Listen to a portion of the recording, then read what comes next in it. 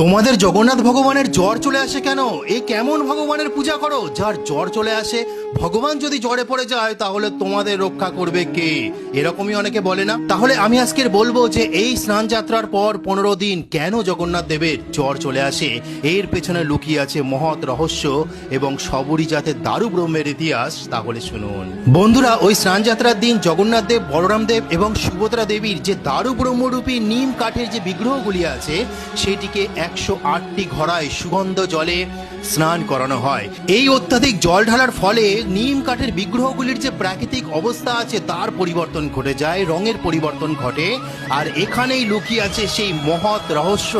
প্রাচীনকালে একটি মানুষের জ্বর হলে যেভাবে সেবা শুশ্রূষা করা হতো, নানা রকম ভেষজ প্রলেপ দ্বারা, নানা রকম জল দ্বারা তার সেবা শুশ্রূষা করা হতো, ঠিক তেমনি এই স্নান যাত্রার পর থেকে 15 দিন ধরে এই জগন্নাথ দেব, বলরাম দেব এবং সুভদ্রা দেবীর সেই বিগ্রহগুলিকে একই রকম ভাবে সেই নানা প্রকারের উদ্ভিজ্জ আয়ুর্বেদিক প্রলেপ দ্বারা এবং নানা রকম জল দ্বারা তাদের সেই প্রাকৃতিক স্বাভাবিক অবস্থার ফিরিয়ে আনার প্রক্রিয়া চলে এই 15 দিন ধরে। সেই বিগ্রহগুলির ওপর নানা রকম ভেষজ প্রলেপ লাগানো হয় এবং নানা রকম উদ্ভিজ্জ আয়ুর্বেদ জল দ্বারা তাদের সেবা করা হয়।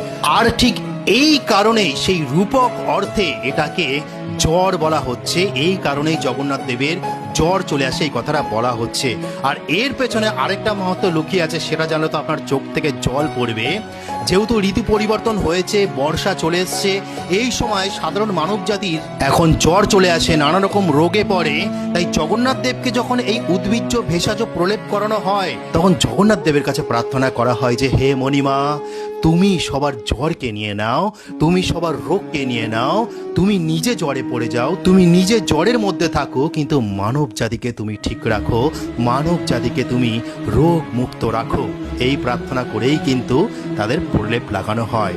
আর এটা জানলে আরো অবাক হয়ে যাবে যে সবরই জাতি দারু ব্রহ্মের ইতিহাস বললাম, এই সময় কোনো ব্রাহ্মণ পুরোহিত কিন্তু জগন্নাথের বিগ্রহ ছুঁতে পারে না, তারা কিন্তু সেই প্রলেপ লাগায় না।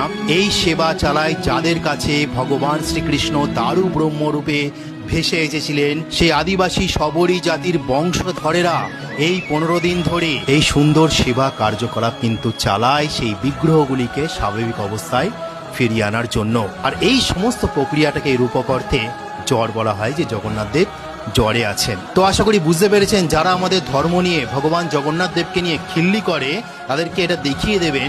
তোটা আজকে বলার ছিল। জয় জগন্নাথ।